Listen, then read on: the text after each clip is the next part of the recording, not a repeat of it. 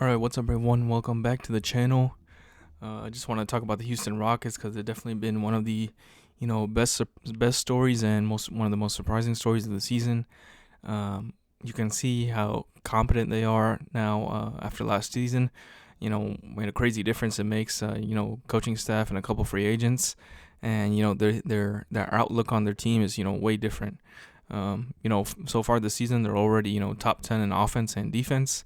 And over this, current 6-game win streak, they've been top 5 in both offense and defense. So, Coach Udoka and the staff and the organization are really trending in the right direction.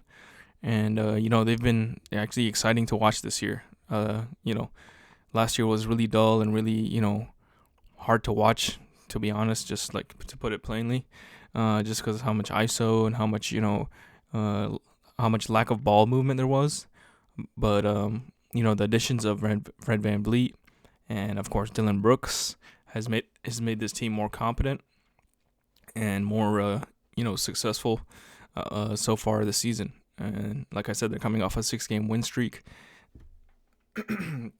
and they're already 6-3 after a pretty bad loss to the Magic in their first game of the season.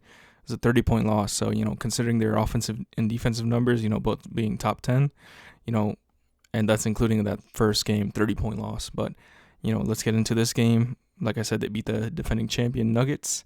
And a big part of that, of course, is Alperen Sengun in his play so far this season, averaging about 19 points, 8 rebounds, 6 assists, 60% shooting. One of the top 15 players probably in, player efficiency rating. Not that's like a be all end all stat, but it's just showing that he's the main cog in this machine of the Houston Rockets, and they've built their team nicely around them. And of course, Fred VanVleet, of course, is a big upgrade on Kevin Porter Jr., of course. So yeah, just right here, you just got a Jalen Green, Sengun pick and roll, pretty successful so far this season. And you see how much space Sengun has. You got Jabari Smith in the corner. Aaron Gordon kind of has to make a decision. He's probably already made that decision that, he's worried about stopping the pick and roll other than stopping Jabari's three-point shot, who's a little bit inconsistent right now, although he is getting better as well, along with Jalen Green. But, Aaron Gordon's still trying to defend the Sengun pick and roll. However, Sengun's pretty successful in the mid-range, and he knocks down the mid-range jumper. So you can just see they have a good amount of floor spacing with VanVleet, Jalen Green, and Jabari Smith. Even Dylan Brooks is shooting it well this year. So, a lot of space, even though the Nuggets didn't really defend them like they were good shooters. They were mostly focused on stopping Sengun. However, they were probably right because Sengun still had, 23 points, 8 rebounds, 5 assists. But, Sengun still picked his spots. And, of course, he's a willing passer as well.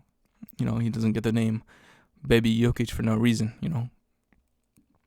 Something more like Baby Sabonis maybe, or similar Sabonis. But there he has a pump fake, makes himself available to Jalen Green, who gets stuck in the corner a little bit after the pick and roll. You got 3 defenders kind of focusing on him. Hits Sengun in the mid-range at the free throw elbow.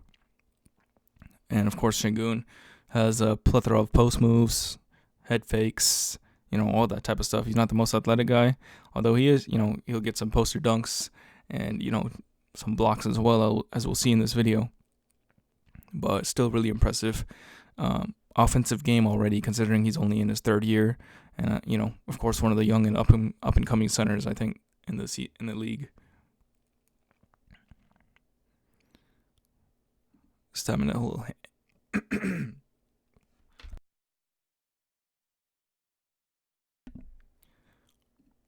This time he gets a handoff to VanVleet.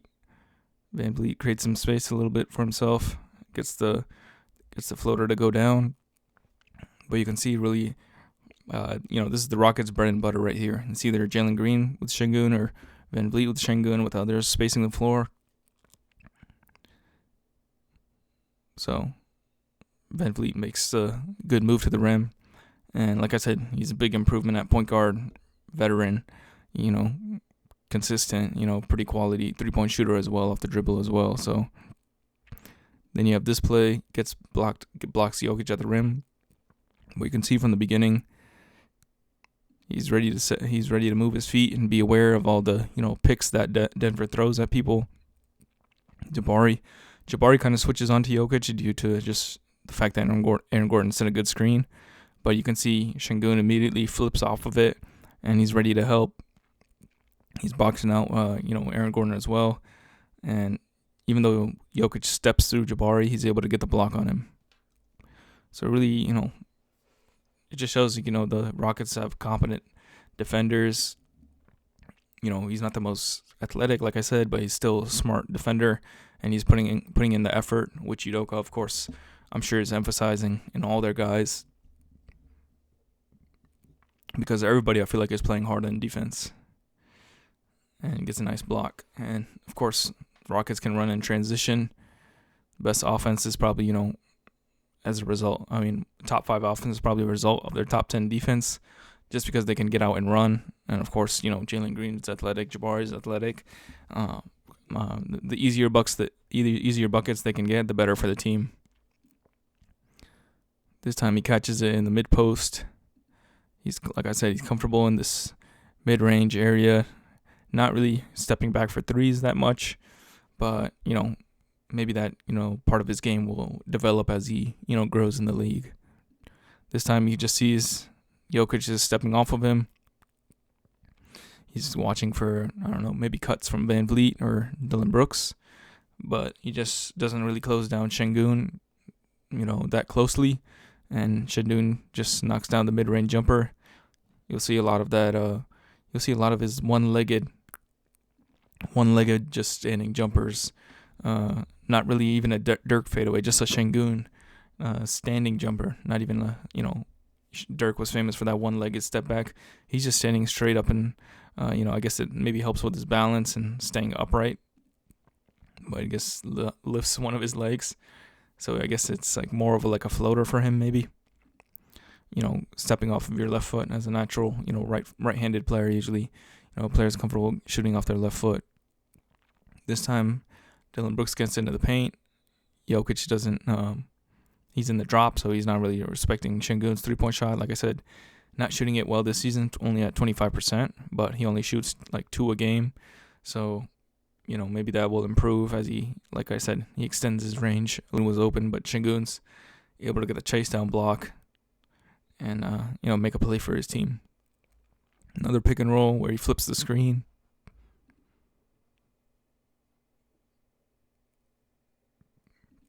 Another pick and roll where he flips the screen. Now he's able to, like I said, the bread and butter of the Rockets. Get Brooks in this side, shooting it well from 3-point range, so Gordon has to respect him. And then Michael Porter Jr. is kind of eyeing the roll because he's responsible for tagging Sengun on the roll until Jokic is able to recover. But Sengun makes a nice quick move, and he goes right into the chest of Jokic, finishes over with the and one, and he, has some nice touch around the rim as well to just bank it off the backboard. Another screen with Van Vliet, high pick and roll. Jokic is in the drop again, so Van Vliet has enough space, and Sengun sets a solid enough screen on, I think that's maybe Strother. I don't know, man. I forget the other guy. A lot of bench players for Denver right now, kind of young guys, learning the game, I think, and they're slowly bringing them along. But of course, Denver still had a pretty good start to the season, so they're letting their young guys develop as well alongside the starters. But just a nice, smooth pull-up 3 from Van Vliet. So it shows, playing competent basketball for the Rockets. Over here, you see once again Dillon Brooks setting the flare screen for Jabari, and over here, Van Vliet's in the corner. So this guy, Michael Porter Jr. has to respect Van Vliet. Jalen Green tries to make a back cut, so Jokic has to back up to guard him a little bit, and Sengun knocks down the wide open jumper. Probably could have moved his toe a little bit back, get 3 points instead of 2. But you still live with it. It's still impressive. That's an impressive offensive play from the Rockets. Make the right read from Sengun. They trust him to be like I said, the Sabonis, Jokic type of player at the top of the key to make handoffs, find guys cutting, and all the defenders are engaged on this play basically. Reggie's trying to chase Green. Michael Porter's aware of the threat of Van Vliet. Dillon Brooks is setting a flare screen for Jabari. Everybody, the whole team is involved in this, type of play. And Sengun, as a result of everybody cutting through, gets wide open enough space. And maybe Jokic didn't respect his shot at first, but, definitely will be more of a scouting report on his mid-range game, I think, as the season goes along. This time, Sengun just gets Jokic with a couple fakes, ISOs on this ISO post-up. He sees Reggie Jackson, I think, that is, stunt at him. Van Vliet immediately relocates, towards the corner to be more of an easy pass, so that usually one guy rotates over, Aaron Gordon rotates over, and so forth. But Van Vliet does a nice job of going right into the corner. So Reggie Jackson, he's not looking at Van Vliet. He doesn't even remember where he's at, where Van Vliet's at. And he's probably could have recovered to Van Vliet at this point, but he's still looking at Sengun. And he realizes too late that Van Vliet's behind him, and he knocks down the jumper. Once again, the floor is spread, so Jokic is not able to protect the rim. Not known as the best shot blocker, but players will still see a 7-foot body and try to pass it out or kick to the corner or something like that. They're not gonna go sometimes directly up with it. However, Jokic is respecting Sengun more, and the more you have your centers outside, the more more play types I think you can put into your game plan for Coach Udoka and his staff. So Dillon Brooks just makes a nice rip through move against Michael Porter Jr., who they were actually targeting a good amount in this game. And he gets the and one for the dunk. Nice job of, just ball rotation, find the guy. He's pretty much one-on-one. If he beats his guy, there's nobody really helping at the rim. And Michael Porter just has to swipe at it, and Dillon Brooks gets the and one. This time, Van Vliet pushes in transition. Sengun has a head of steam now. And like I said, he's not afraid of contact. And he has nice touch around the rim, so he gets a little shoulder into Jokic, avoids his shot being blocked as well by Michael Porter. And he makes the jumper, makes the floater. Once again, he's in that mid-range area. Tari Eason does a nice job of driving to the paint, gets a paint touch. Almost 2 feet in the paint basically for Tari Eason. The whole defense is collapsing because I think Aaron Holiday was on the court, not much of a three-point shooter. So Sengun's by himself in this short mid-range. Once again, he shoots it with a 1 foot. Jokic doesn't fully close out on him either, so he's able to shoot over him. This time, Dillon Brooks is handling the ball. I think they're targeting basically just Michael Porter Jr. a lot in this, second half especially, when the game got tight. And Dillon Brooks is able to suck in the defense again. Jokic is standing basically in the paint and almost in the restricted area. Sengun gets a clean catch. Even though the pass was pretty much off, he still is able to catch it with no, defenders that close to him. Once again, Jokic gives him a little bit of space, and the floor is spread out, and Sengun just decides to take that Sengun jumper. I might have to call it the Sengun jumper now. Once again, he's at the top of the key.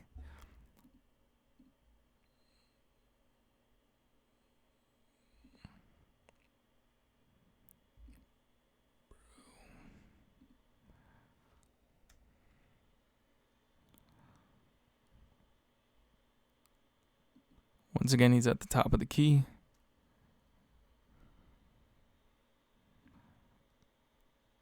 Sets a nice screen for Van Vliet. He's able to run through now for the screen. Gordon's behind him. As a result of the screen, Jokic is in the drop. Porter has to help off Dylan Brooks.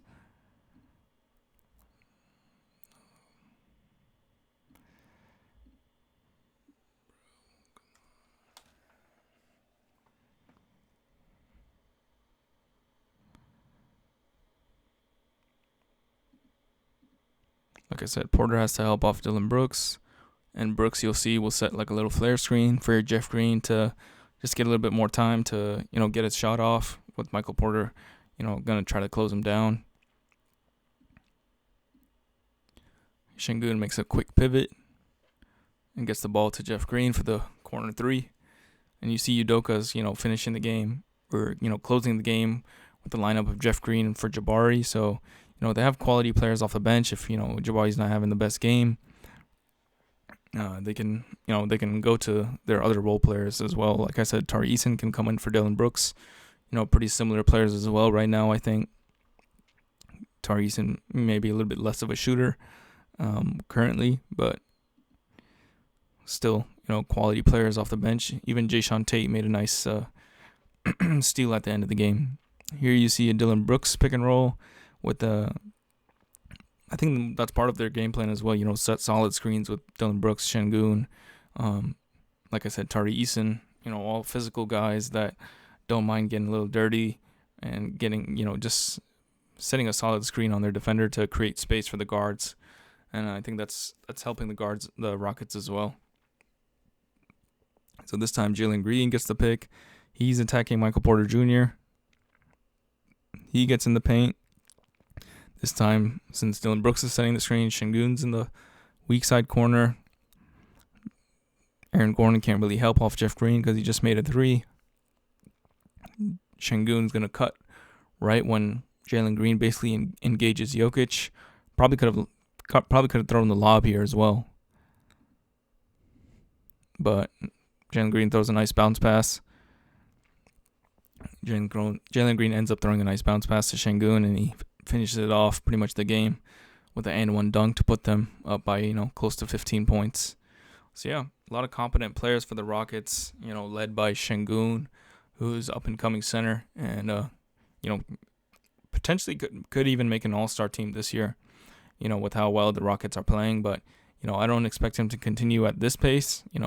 I think Cleaning the Glass almost has him like at a 60-win pace, which is pretty insane, considering, how many, I think they won like close to 20 games last year, or 18 games, I think. So, yeah, that would be a massive improvement. Probably one of the biggest improvements in NBA history. But, if they can just make the jump up to, like, closer to 40 wins, 45 wins, I think that would be, really successful season for Ime Udoka and the Rockets.